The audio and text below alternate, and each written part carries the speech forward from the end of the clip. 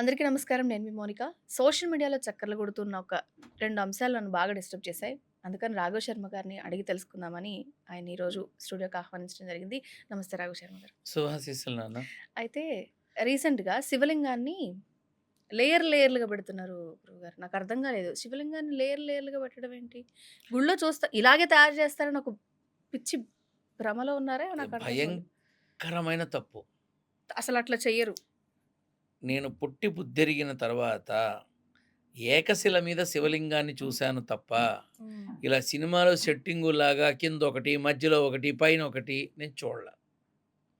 వాళ్ళ ప్రాభవం కోసం, వాళ్ళ పేరు ప్రతిష్టల కోసం, వాళ్ళ కీర్తి ప్రతిష్టల కోసం, అవసరం లేకపోయినా ఇన్ని లింగాలు, అన్ని లింగాలు అని చిన్న చిన్న వాటి మీద చెక్కిచ్చి ప్రతిష్ఠ చేసిన వాళ్ళని చూశాను. హ్మ్. కానీ శివలింగాన్ని భాగాలుగా చేసి కలపడం అనేది భ్రష్టాచార్యమే అంటా నేను. అంటే అది ఒక అలంకరణ ఉండదు. Item exactly. అంతే. ఇప్పుడు శివలింగంలో ఒక గాజుది తయారు చేస్తారు. హ్మ్.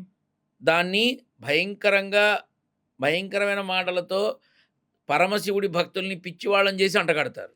హ్మ్. అది మామూలు గాజుదే. అదేం పెద్ద ఇది గాదు. హ్మ్. ఇది స్ఫటిక శివలింగం అంటారు. ఎవడికి తెలుసు? అవును. స్ఫటికలింగానికి ఎవడికి తెలుసమ్మా? ఆ! ఇవాళ రేపు మార్కెట్‌లో బంగారానికి ఒరిజినల్‌కి, డూప్లికేట్‌కి తేడా తెలియట్లా అసలు. అవును. ఏదన్నా తీసుకో ఒక బంగారం అని కాదు. ఏదన్నా తీసుకో తేడా తెలియట్లా. హ్మ్.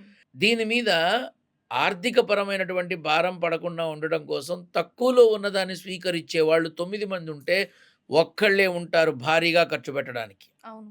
సో, ఈ 9 మంది ద్వారా వచ్చేదే చూస్తున్నారు. కాబట్టి వాళ్ళని ఆ రకమైన దృష్టితో పెడుతున్నారు కానీ, మీ ద్వారా తెలియపరుస్తున్నానమ్మా. ఏకశిల మీద ఉన్న శివలింగానికి ఉన్న ప్రత్యేకత ఇది వేరు. శివలింగాన్ని ప్రతిష్ఠ చేస్తే ఉండే శక్తి వేరమ్మా. స్వయంభూ స్థానంలో ఉండే శక్తి వేరు. స్వయంభూలు శ్రీకాళహస్తి గాని, శ్రీశైలం కానీ, వేములవాడ గాని, కోటప్పకొండ కానీ చెప్పుకుంటూ పోతే మన భారతావనిలో ఉన్న ఎన్నో ప పంచరామాలున్నాయి. ఇలా ఎన్నో ఉన్నాయి. హ్మ్. పరమశివుడి యొక్క అద్భుతాలు, ఘట్టాలు ఎన్నో ఉన్నాయి. మన నేల మీద ఆయన ఉద్భవించిన ఉద్భవించారు. స్థలాలున్నాయి. హ్మ్. అంతే తప్ప శివలింగాన్ని 3 భాగాలుగా జేస్తా, 2 భాగాలుగా జేసి ప్రతిష్ఠ చేస్తా, ఇది కరెక్టు అనేది మాత్రం అబద్ధం, అపసవ్యం, అసల భ్రష్టాచారం. హ్మ్. అసలు కరెక్ట్ కాదమ్మా అది.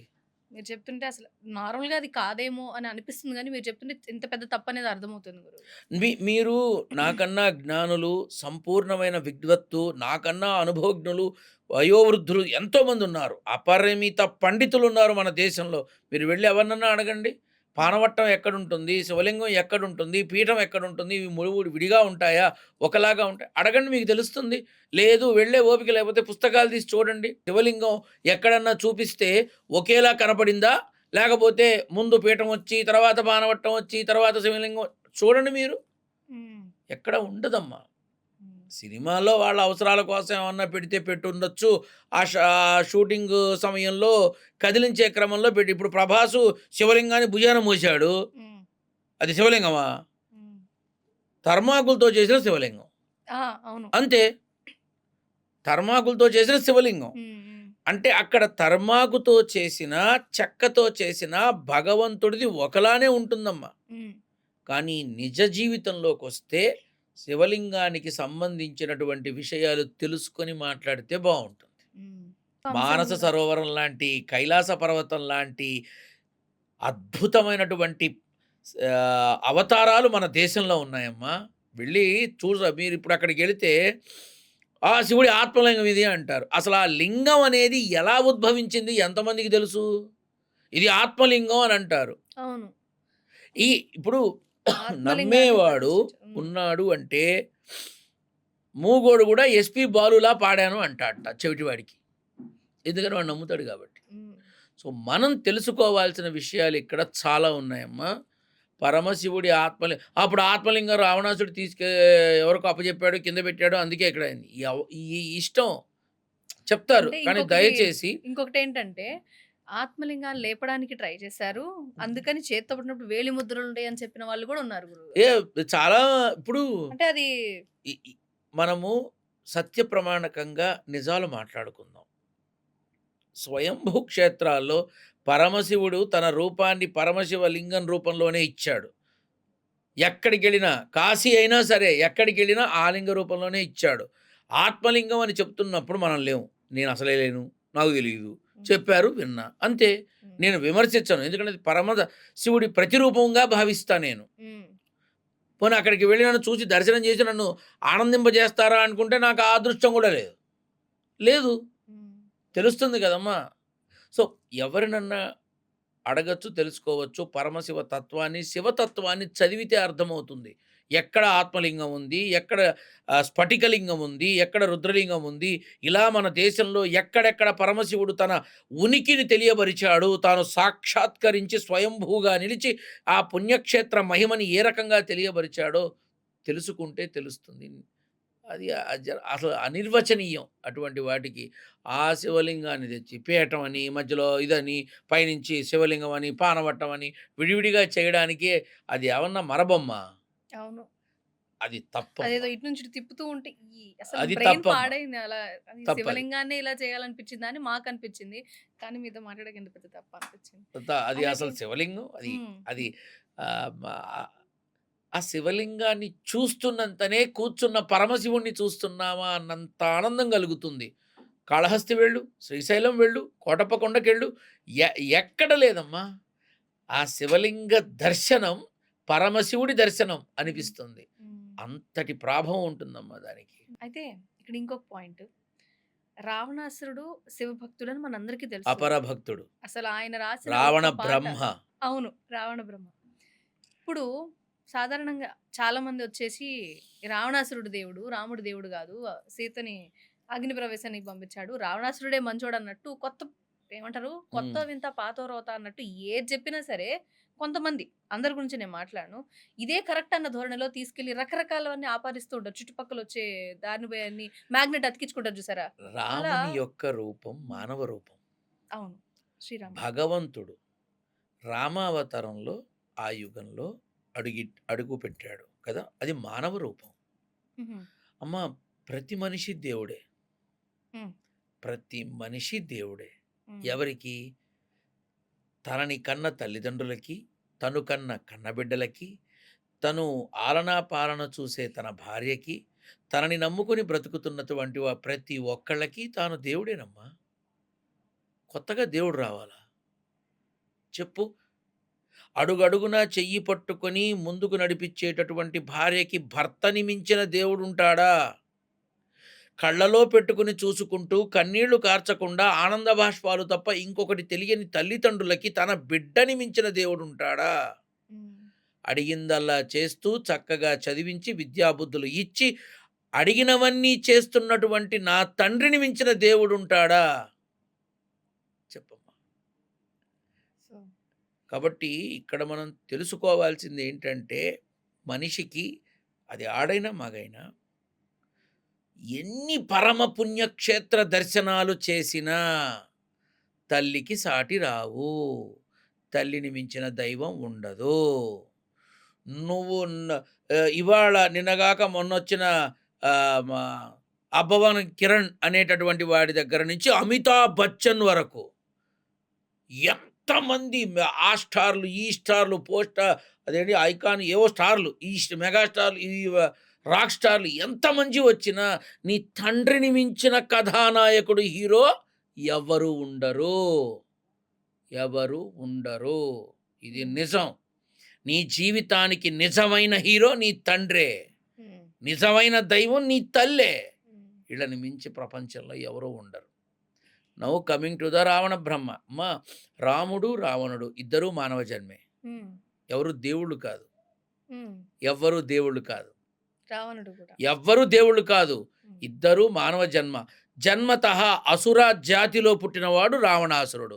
జన్మతః మానవ రూపంలో పుట్టినవాడు శ్రీరామచంద్రుడు. హ్మ్. మానవుడుగా వచ్చి దేవుడైనాడు. హ్మ్. జాగ్రత్తగా విను. మానవుడుగా వచ్చి రామరాజ్యాన్ని స్థాపించి దేవుడైనాడు. కానీ ఒక స్త్రీ యొక్క తప్పుడు మాటలకి లోబడి, తోబుట్టువుగా వచ్చిన స్త్రీ యొక్క మాటలకి లోబడి, ఎందుకు నేను దక్కించుకోకూడదు అన్న ఆశతో పరస్త్రీ వ్యామోహంలో పడి సీతాదేవిని ఎత్తుకొచ్చాడు. ఏమ్మా? సో, హ్మ్. ఇప్పుడు అక్కడ మనిషిగానే తప్పు చేశాడు. ఇక్కడ మనిషిగానే కన్నీరు పెట్టాడు.